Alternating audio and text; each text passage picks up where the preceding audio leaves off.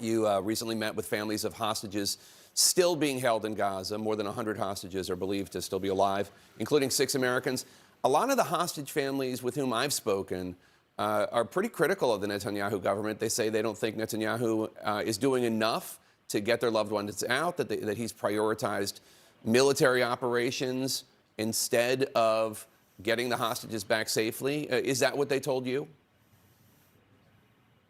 Well, what I heard from not only families of hostages, but as we walked the streets of Kfar Aza, kibbutz that was literally decimated by the Hamas terrorist invasion on October 7th, was deep grief, but also a determination to move their nation forward and to restore their security. I mean, it was remarkable to see the resilience of the people and the families that had lost loved ones, the families of hostages, and one understands their impatience. And I have 3 kids of my own, 2 grandkids.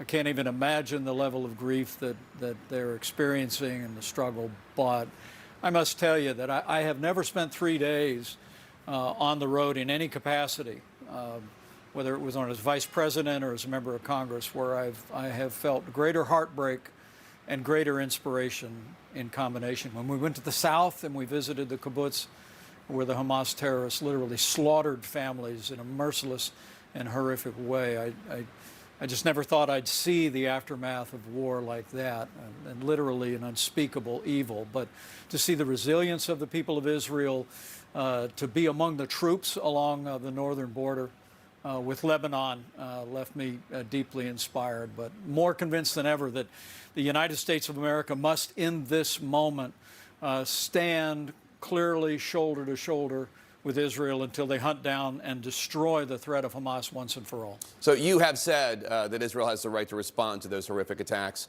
of October 7th and the responsibility to destroy Hamas, as you just did. But it does seem that the IDF strikes have killed more Palestinian civilians than they have members of Hamas. And there are Israelis who are worried about the high civilian death toll in Gaza, including for the reason that this high civilian death toll might actually ultimately make Israel less safe by inspiring more future terrorists. Do you share any of those concerns?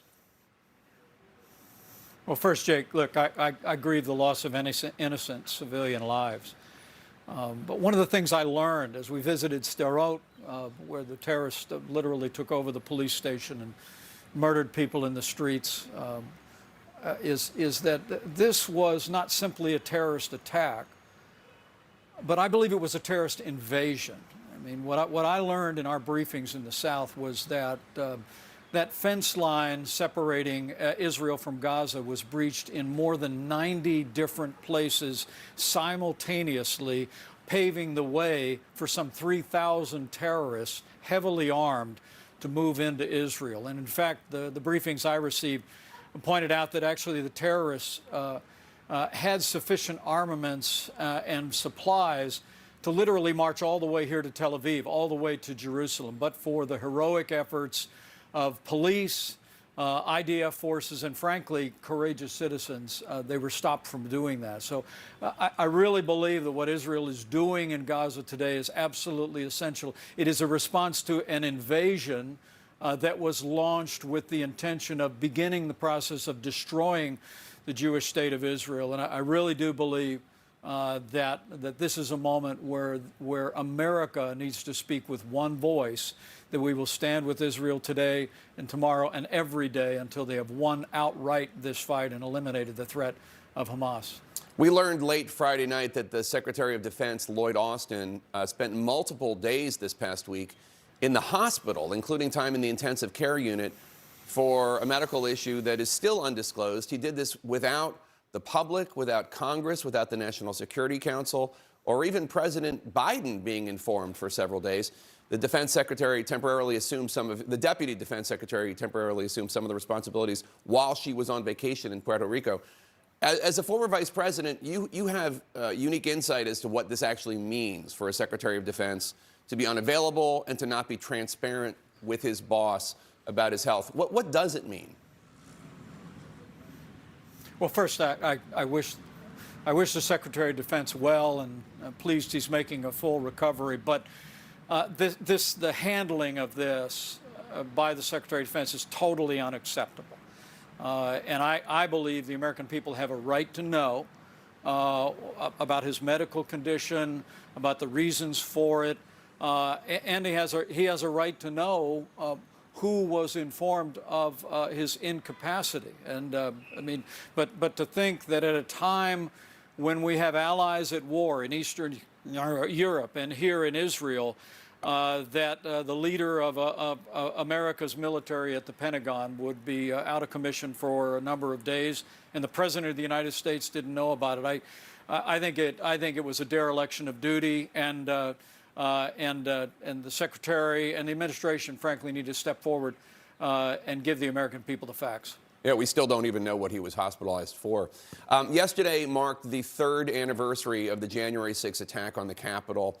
A Washington Post poll this week found that a third of Republicans believe the falsehood that it's probably or definitely true that the FBI instigated the attack on the Capitol on January 6th.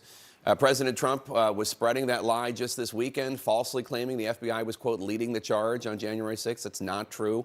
Obviously, your life, the lives of your family members were threatened that day. What do you say to those, including your former running mate, who are actively spreading this baseless lie, or maybe even more importantly, to those who believe it? Well, I would say to every American, as I did during my my presidential campaign, that I know I did my duty that day to support and defend the Constitution of the United States.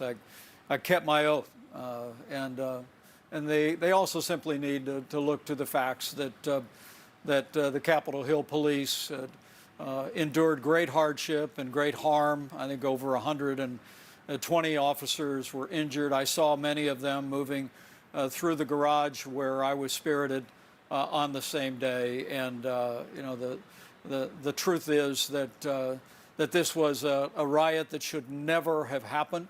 As I've said many times before, the former president's words that day were reckless.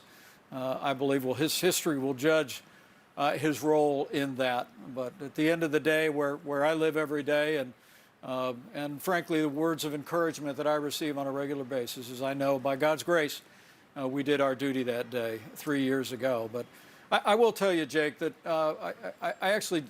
I understand why President Biden wants to focus his campaign on 3 years ago. The record of this administration has weakened America at home and abroad. And, you know, I actually don't think the election's going to be decided on a tragic day 3 years ago. I think it's going to be decided on the failed policies of the Biden administration that have emboldened the enemies of freedom around the world, that launched the worst inflation, that created the worst crisis on our border in American history. And it's one of the reasons why I continue to hope that with the Iowa caucuses, New Hampshire just around the corner, that all the good Republican voters in those states will give our party a fresh start and give us new leadership to lead our party forward in the election and beyond.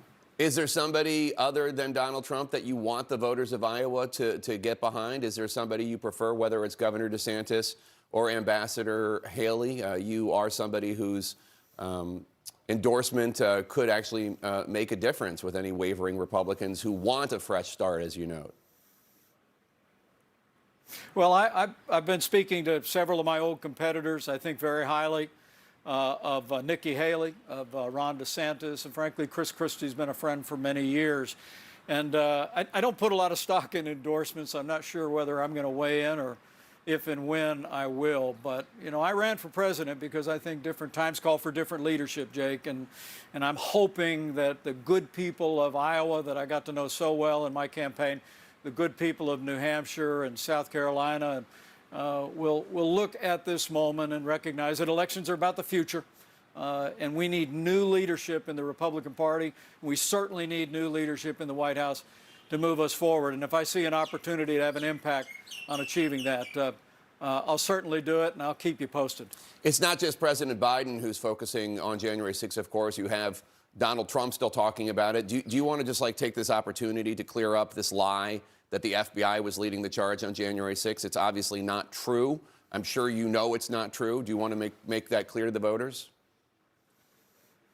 You know, I've seen the director of the FBI repeatedly assure the American people that the FBI were not the instigators of the riot that occurred on January 6th. And frankly, I'm very grateful for the efforts of the FBI to bring nearly 1,000 people to justice who ransacked our Capitol and did violence against police officers that day. But you're right. We've been assured again and again that it was not the case. And I just must tell you, having been there that day, I mean, to see people literally breaking windows, ransacking the Capitol, it just infuriated me. I remember thinking, you know, not this, not here, not at the United States Capitol. And I believe everyone that conducted that riot at the Capitol needs to be held to the fullest extent of the law. I'm pleased that many have, but I've never been given any information. I've heard the many repeated assurances from the FBI that they were not involved, and I take them at their word. If it makes you feel any better, I have already put evac on alert. He's ready to go if it comes to that. General, I can assure you. Hey, General, let me into the war room to see you, so I had to hack my way onto this frequency. This better be critical, Wheelie. Sir, come on, when is it not, please? Okay, couple of things. I'm running low on the dough. I was thinking about taking a couple of months sick leave, maybe starting today. And, oh yeah. I intercepted a transmission from Megatron. Then send it through. Yes, sir, right away, sir. And so I was so damn caught on the other stuff. This is your last warning, insects. Relinquish what remains of the Allspark. So who's the insect? You? What? Who's the insect? Protect you. They were defeated on our world, and we will defeat them here. Megatron. This was just a diversion. Security, please bring him up. Rabbit, she's already inside. Deeds! Give me an update on that reserve. Boss readiness. What was his name? What was it? Evac, sir. Right, evac.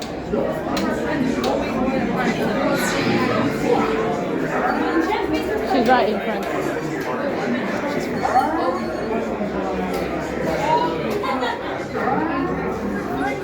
We're facing a heavy sustained attack. They appear to be after the Allspark. General!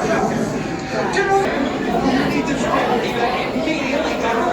Evac everything. Hold on. National security advisory. Stay down. Check it out.